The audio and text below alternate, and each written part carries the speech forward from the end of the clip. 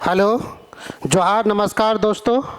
आज हम लोग एक इम्पोर्टेंट विषय पर चर्चा करने के लिए यहाँ पे उपस्थित हैं और आज हम लोग चर्चा करेंगे। जैसे आप लोग थंबनेल में देख चुके होंगे कि जेपीएससी को लेके हम लोग को स्पेशल एक चर्चा करना है। आप लोग से चर्चा क्या कहेंगे, आप लोग से एक बात शेयर करना है कि किस तरह से हमारे झारखंड में बहुत सारे एग्ज़ाम में धांधली हो रही है। उसको लेके आज हम लोग छोटा सा डिस्कस करेंगे कि इतना दिन हम लोग का पीटी का रिज़ल्ट आए हुए हो गया और इतने बड़े धांधली का पता चलने के बाद जेपीएससी का ये जो सोया हुआ है उसका सुनाई नहीं दे रहा है। एक्चुअली से बहरा हो चुका है। उस बहरे जेपीएससी को, उस ऐसे संवैधानिक संस्था को किस तरीके से सोया हुआ है उसको आज एक हम लोग समझते हैं।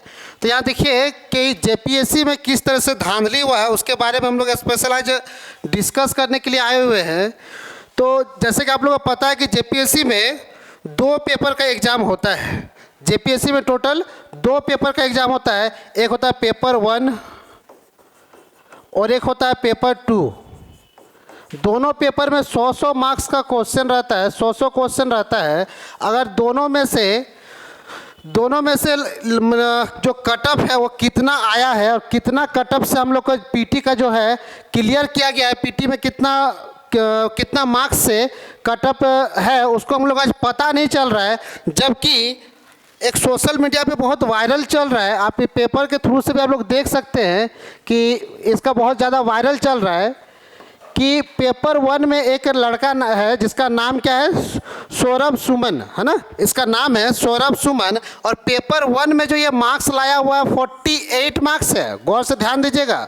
और पेपर 2 में जो मार्क्स है वो 45 है। अगर दोनों को जोड़ देते हैं, टोटल कर देते हैं 48 को और 45 को, तो दोनों मिला के 93 मार्क्स होता है।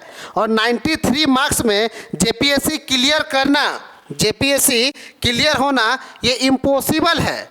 कैसे इसका हुआ आप लोग को पता होना चाहिए कि जेपीएससी ऐसा क्या सांठगांठ इसके साथ है कि इसका 93 मार्क्स में 93 मार्क्स, सिर्फ 93 मार्क्स में, जबकि 50% भी इसका रिजल्ट नहीं है। 50% मार्क्स भी स्कोर नहीं किया है लड़का।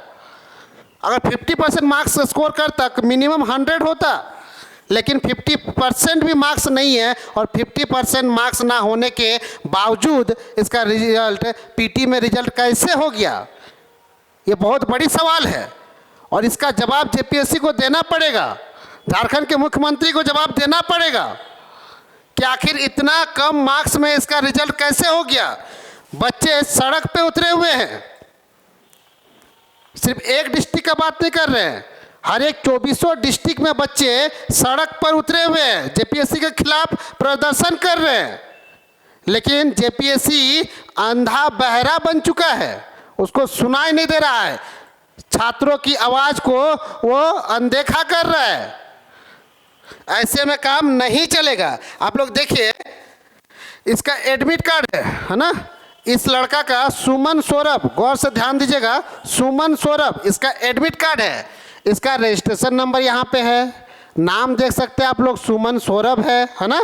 सेंटर कहाँ दिया हुआ आप सेंटर का देख सकते हैं। इसको बोकारो स्टील सिटी में दिया है, सरस्वती शिशु विद्या मंदिर में सेंटर है और सरस्वती विद्या मंदिर में सेंटर है। और इसका रोल नंबर अगर आप लोग देख सकते हो और यही रोल नंबर का आप लोग मैच कीजिए जो पीटी का, जो जेपीएससी रिजल्ट पीटी का जो हम लोग का पीडीएफ मिला हुआ है जेपीएससी के द्वारा कि पीटी में रिजल्ट हुआ है ये लड़का का। आप देखिए लिस्ट में नाम है इस लड़का का, इसका रोल नंबर देखिएगा, ये रोल नंबर सुमन सौरभ का है, सुमन सौरभ का है। तो यहाँ पे सवाल उठता है कि 93 मार्क्स में सुमन सौरभ का रिजल्ट कैसे पॉसिबल है। अगर पॉसिबल है तो हम अपना खुद का बता रहे हैं, मिला लीजिएगा। जेपीएससी को मेरे तरफ से खुला चैलेंज है, अगर 93 मार्क्स से मेरा कम होगा तो आप हमको बोलिएगा। मेरा 93 प्लस ही मेरा रिजल्ट होना चाहिए, मार्क्स है 93 मार्क्स है। 93 प्लस मार्क्स मेरा होगा और है। तो क्या आप मेरा पीटी का रिजल्ट जारी कीजिएगा? फिर मेरा उस लिस्ट में नाम क्यों नहीं है? बहुत सारे लड़का का है जो 110, 112, 115, 120, 125 तक का हम लड़का को जानते हैं जो पीटी में मार्क्स स्कोर किया है, लेकिन उसका पीटी का जो जेपीएससी जो लिस्ट जारी किया है उसमें उसका रोल नंबर नहीं है। आखिर किनसे धांधली हो रहा है? कहां से धांधली हो रहा है? कितने रुपये में सीट को बेच रहे हैं? अरे बताइए ना महाराज, जेपीएससी का अध्यक्ष जवाब दीजिए, कितना रुपया में आप सीट को बेच रहे हैं? माननीय मुख्यमंत्री जी आप भी जवाब दीजिए कि एक एक सीट आप कितना रुपया में बेच रहे हैं? पढ़ाई करने से तो हो नहीं रहा है, तो बताइए कितना सीट का, कितना आप एक सीट का कितना चार्ज लीजिएगा? किडनी बेच के दे देंगे महाराज। फिर भी हम लोग को जॉब चाहिए, एक ही किडनी से जिंदा रहेंगे, क्या दिक्कत है? कौन सा हमको हार्ड काम करना है? वीडियो बनेंगे, डीएसपी बनेंगे तो उतना हार्ड काम नहीं है ना करेंगे जी, एरर लेंगे एक किडनी से, जवाब देना पड़ेगा। आप लोग देख सकते हैं बच्चा लोग भी जो है, छात्र भी जो है वो प्रोटेस्ट कर रहा है। ऐसा नहीं है कि झारखंड का साथ सोया हुआ है। आज ये डिस्ट्रिक्ट में, कल वो डिस्ट्रिक्ट में, परसों किसी और डिस्ट्रिक्ट में, हर दिन कभी गुमला में, कभी लातेहार में, कभी हजारीबाग में, कभी बोकारो में, कभी रांची में, हर डिस्ट्रिक्ट में ऐसा कोई दिन नहीं है जब जेपीएससी के खिलाफ प्रोटेस्ट नहीं हो रहा है। लेकिन फिर भी ये गूंगी सरकार, बहरी सरकार और जेपीएससी छात्रों का दर्द को नहीं समझ रही है।